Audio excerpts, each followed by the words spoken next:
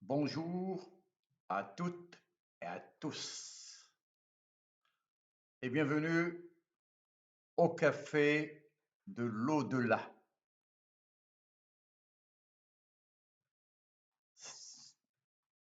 Aujourd'hui, nous allons plonger dans le passé ancien, dans l'histoire ancienne, pour retrouver les voies de la Numidie. Massinissa, Yorta, Sifax, mais aussi des chercheurs d'aujourd'hui qui vont visiter ce café. Le café de l'au-delà s'ouvre à nouveau. Les murs sont faits de pierres antiques, mais des écrans lumineux flottent dans l'air comme des fenêtres vers le présent. Au centre, une grande table ronde où se mêlent les vivants et les morts. Sur la table, des dattes, des olives, du pain, mais aussi des ordinateurs portables et des téléphones portables que les anciens regardent avec curiosité. Autour de la table, Massinissa, le vieux roi, sage, curieux, au regard perçant. Micipsa, son fils, plus réfléchi, stratège. Yorota, fougueux, orgueilleux, encore marqué par sa lutte contre Rome.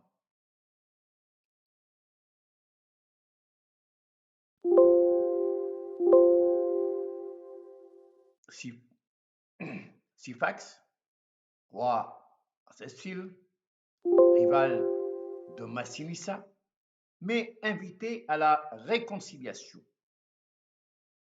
Il y avait aussi des chercheurs, des penseurs et même des romanciers contemporains venus dialoguer avec les anciens.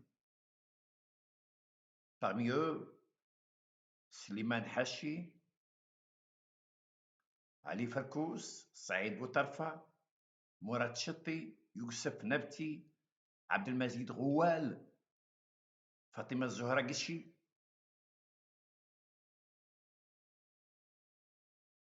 Et bien entendu, Katib Yassine. Spectre lumineux qui rit et déclame des vers,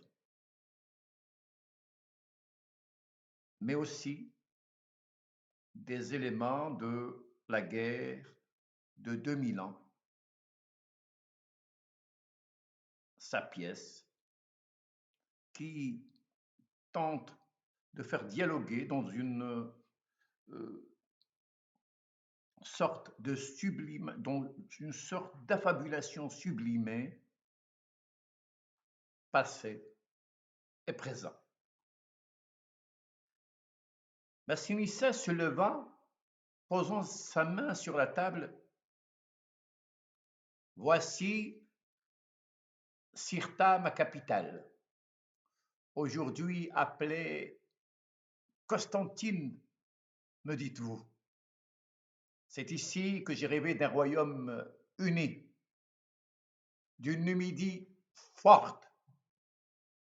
Nous étions les Imazirans, les hommes libres.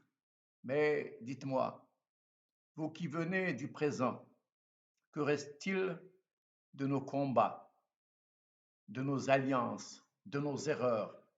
Suleiman Hachi, souriant avec respect, roi Massinissa, il reste vos traces dans la mémoire des pierres et des peuples.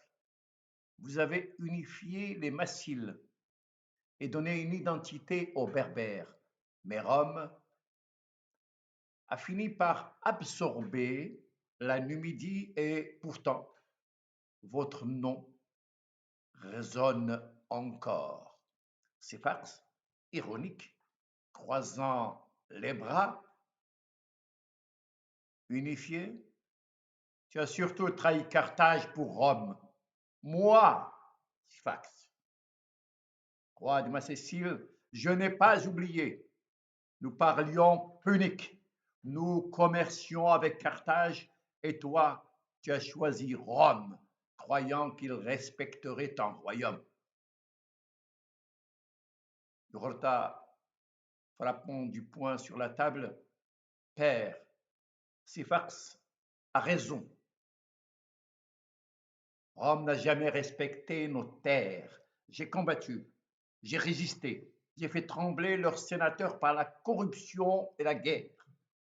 Mais Rome m'a vaincu et m'a traîné enchaîné dans ses rues.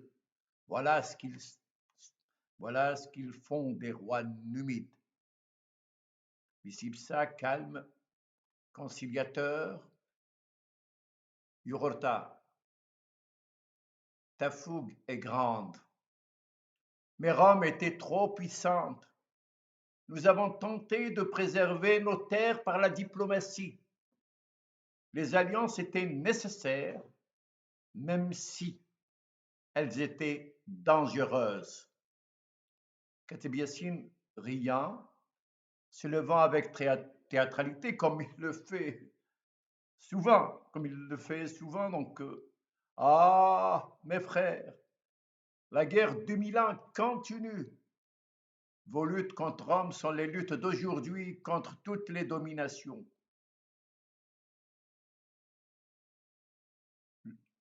Nous avons connu un colonialisme extrêmement violent, mais nous l'avons vaincu. L'histoire ancienne parle à l'histoire présente. Les langues changent, les empires tombent. Il n'y a plus de colonialisme français. Il n'y a plus de colonialisme portugais. Il n'y a plus de colonialisme américain, mais il a changé de figure, de visage. La mémoire reste.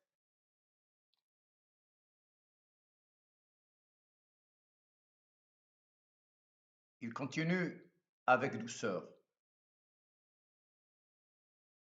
Kateb sourit et vous parliez libyque, punique, et vous avez laissé des inscriptions qui témoignent de vos voix. Aujourd'hui, nous parlons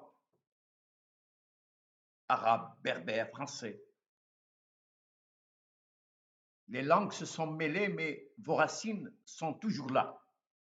Elles sont là, elles sont présentes, malgré toutes les oppositions, toutes les pressions. Massinissa, curieux, prenant un téléphone portable posé sur la table, qu'est-ce donc que cette petite tablette lumineuse? Elle parle, elle montre des images, elle relie les hommes à distance. Est-ce une magie nouvelle? Youssef Nebti, amusé, ce n'est pas de la magie, roi Massinissa. Ce sont les nouvelles technologies de l'information et de la communication. Elles permettent de parler à des milliers de personnes, de partager des savoirs instantanément. Massinissa, étonné, riant. Jadis, il fallait des cavaliers pour porter un message de Cirta à Carthage. Et vous, vous envoyez vos paroles plus vite que le vent. Mais dites-moi, ces machines rapprochent-elles les hommes ou les éloignent-elles?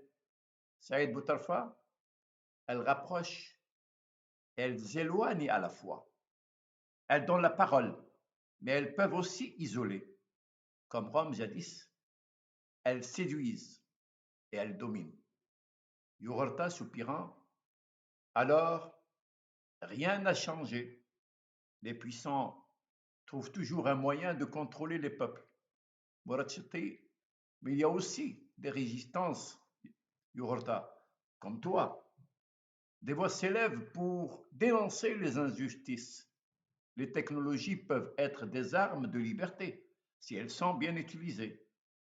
Katib Yassine devant donc ses mains, ses bras.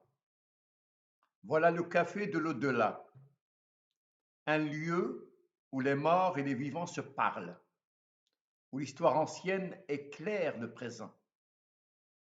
Riez, aimez, souvenez-vous, car la mémoire est une arme. Tous se regardent avec une grande affection. Les rires fusent, les verres s'entrechoquent. Ils rient encore. Ils savent, ceux d'aujourd'hui, qu'ils sont le produit de toute cette histoire, de toute cette longue histoire, des milliers d'années. Massinissa raconte ses enfants, ses rêves, ses batailles. Sifax et lui se disputent encore, mais finissent par sourire. Yogurta reste sombre. Mais écoute, les chercheurs contemporains prennent des notes, fascinés. Le café de l'au-delà ferme ses portes pour ce soir. Il est déjà tard, mais la conversation continue dans les mémoires. Merci.